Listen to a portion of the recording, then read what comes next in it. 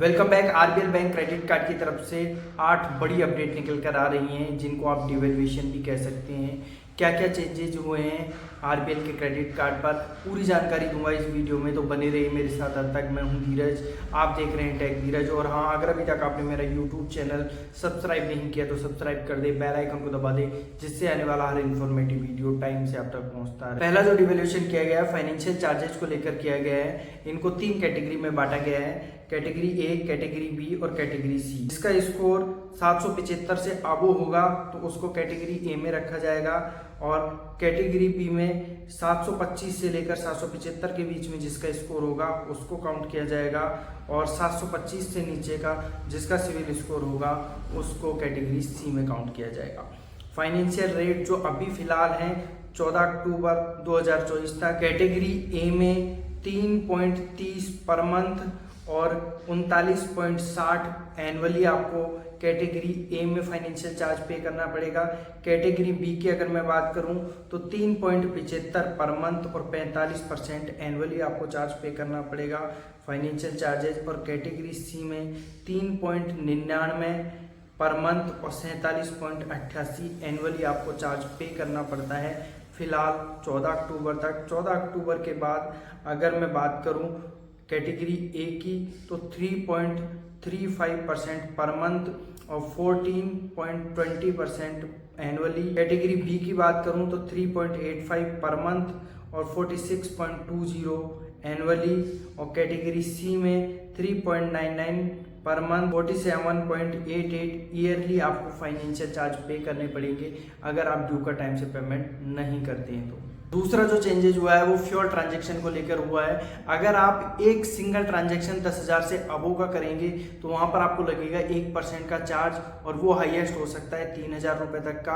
अगर 10,000 से कम का अगर आप सिंगल ट्रांजैक्शन करते हैं तो वहां पर आपको फ्यूल पर कोई चार्जेज नहीं लगेगा, फ्यूल सरचार्ज तो आपको देना पड़ेगा। तीसरा जो चेंज हुआ है वो यूटिलिटी बिल पेमेंट को लेकर हुआ है। अगर आप एक महीने में 50,000 से अबो का ट्रांजैक्शन करते हैं यूटिलिटी स्पेंड पर, तो वहां पर आपको 1% का आपको चार्ज पे करना पड़ेगा। और 50,000 से कम का ट्रांजैक्शन करते हैं यूटिलिटी पर तो वहां पर आपको कोई चार्ज पे नहीं करना पड़ेगा। चौथा जो करेक्शन हुआ है वो एजुकेशन फीस को लेकर हुआ है। अगर आप अपने एजुकेशन फीस का पेमेंट थर्ड पार्टी ऐप के माध्यम से लाइक क्रेड, मोबीक्विक, पेटीएम या फिर गूगल पे, किसी थर्ड पार्टी ऐप के माध्यम से करते हैं तो उस केस में आपको 1% का चार्ज पे करना पड़ेगा। अगर आप स्कूल की वेबसाइट या यूनिवर्सिटी की वेबसाइट पर जाकर या फिर डायरेक्टली पीओएस मशीन पर जाकर स्वैप कराएंगे यूनिवर्सिटी या स्कूल में तो वहाँ पर आपको चार्ज नहीं लगेगा। थर्ड पार्टी ऐप से करेंगे तो आपको 1% का चार्ज पे करना पड़ेगा।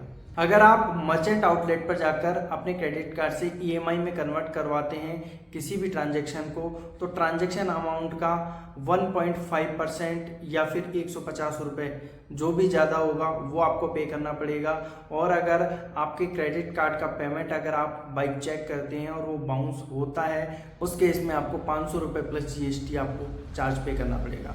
कार्ड की एनुअल फीस वे ऑफ कराने के लिए एक स्पेंड क्राइटेरिया दिया जाता है कि अगर आप इतना स्पेंड करेंगे तो आपकी जो एनुअल फीस है वे ऑफ कर दी जाएगी। उसमें इन सभी कैटेगरी को काउंट नहीं किया जाएगा जो कि आपको स्क्रीन पर देख रही हैं। Fuel, utility, insurance, cash advance, railway, real estate, rent payment, education payment, wallet load, service provider, government related transaction, contractor service और bill payment, EMI conversion, charges, इन सब को इसमें काउंट नहीं किया जाएगा। तो इन कैटेगरी को एनुअल फीस वेवर का जो आपको बेनिफिट मिलता है उसका जो अचीवमेंट क्राइटेरिया है उसमें काउंट नहीं किया जाएगा। स्क्रीन पर जो आपको कैटेगरी दिखाई हुई है इन सभी कैटेगरी पर अभी आपको 100 रुपये पर एक रिवार्ड पॉइंट मिलता है, बट 15 अक्टूबर 2024 के बाद आपको इन सभी कैटेगरी पर एक रिवार्ड पॉइंट भी नहीं मिलेगा।